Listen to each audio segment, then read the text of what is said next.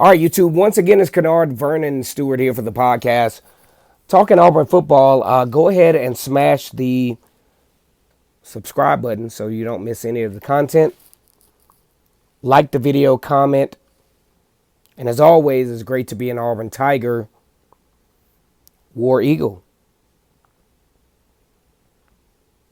Okay, so over the past few days, Auburn has added another quarterback to the quarterback room, Zach Calzada from Texas A&M.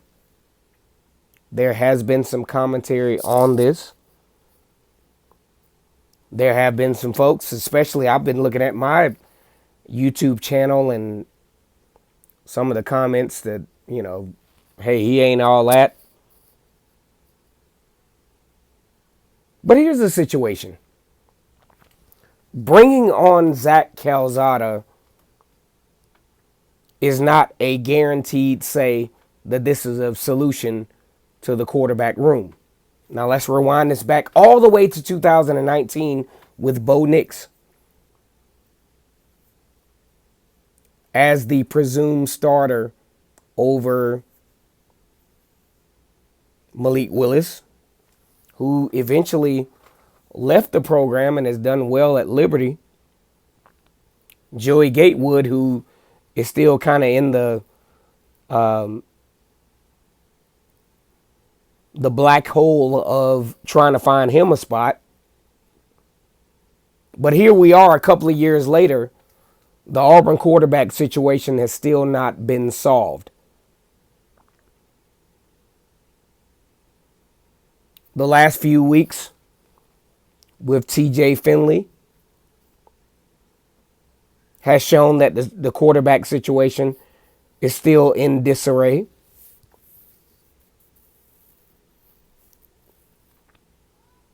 So now we bring on Zach Calzada from Texas A&M, who has a notch in his belt,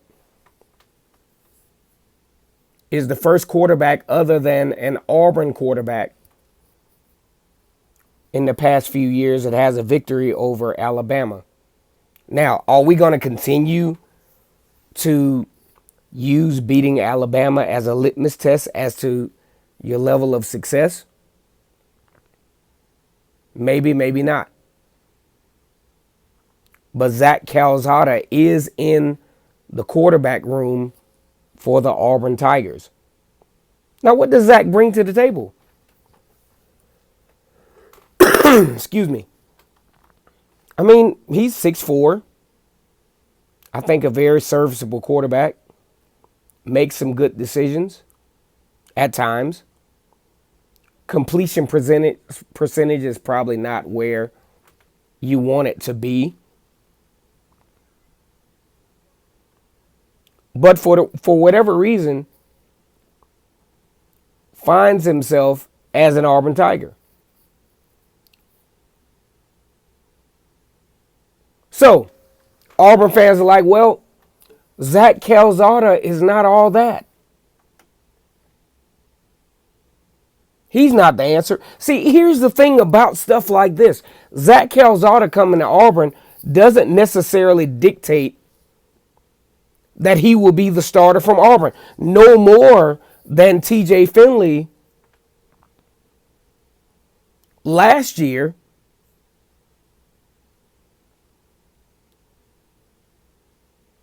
dictating that he was going to be the starter over Bo Nix. Did you see what happened in 2021?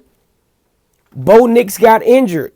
So what happens if, let's just say, T.J. Finley doesn't come in?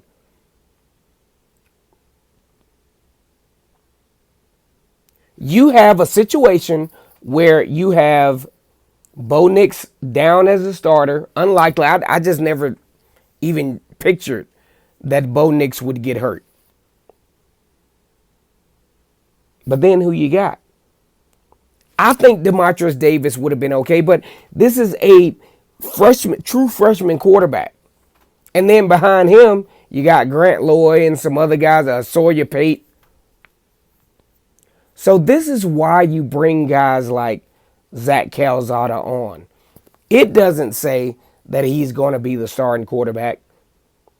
It doesn't say that bringing Holden Grenier is going to be, a waste of time, or Demarcus Davis will not be the quarterback.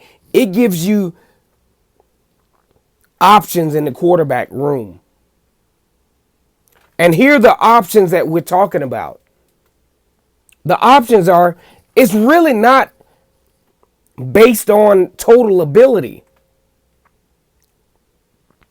It's options based on who will win the locker room. Right? If Demarcus Davis has the ability enough to win the locker room and to do the Cam Newton thing and to do the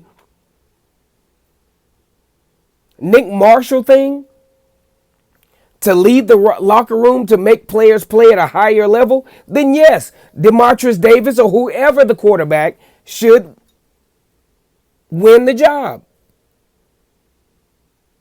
Because the quarterback position, from what you all have even seen, is more than about ability to throw the football to a wide receiver.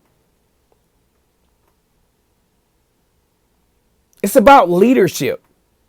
Who is that quarterback in the room that's going to give the leadership ability to give the Auburn Tigers a chance to have a successful season in 2022?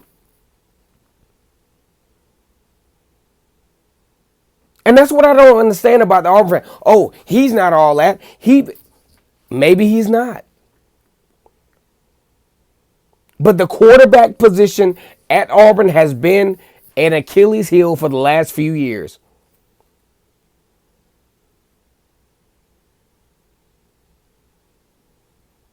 And you know it.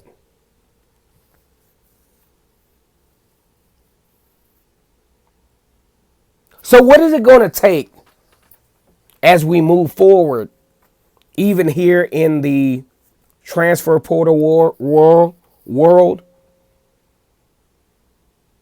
the JUCO world,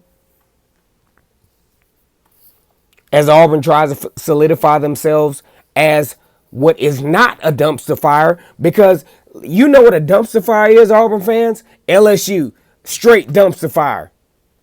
They lost to Kansas 42-7 in the Texas Bowl. That's a dumpster fire. Now, I'm not sunshine pumping anything that Brian Harsin has done up to this point, because a 6-7 year is what it is. But in my opinion, there are a lot of dumpster fires going on around you. Let's see what happens, though.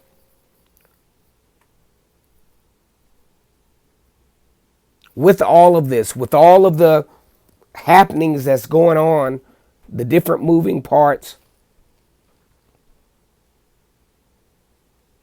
Here's a good part. Here's what you're not talking about, Auburn fans. As much as I love you to death. Now, for those of you all who don't know, I'm not only an Auburn fan, I'm an Auburn graduate. I finished at Auburn in the fall of 2002. And I've seen a lot going from that time. 6-7, no, it's not great. Not cool. And some of the folks that actually have an opinion, you know what? I'm going to save that for another video. I'm not going to even open that can of worms right now. But the fact that Brian Harsin, and I'm not windmilling for him. I'm not saying that what he did was great. There's a lot of guys coming back. Owen Popo could have been like, you know what? Nope, I'm not coming back. A lot of other players could have been like, nope, I'm not coming back. Shedrick Jackson, nope, I'm not coming back. But let's just see how this plays out. Auburn Tigers. Once again, it's Kennard Vernon Stewart here for the podcast. Talking Auburn football Like the video, comment, and subscribe. And as always, it's great to be an Auburn Tiger, War Eagle.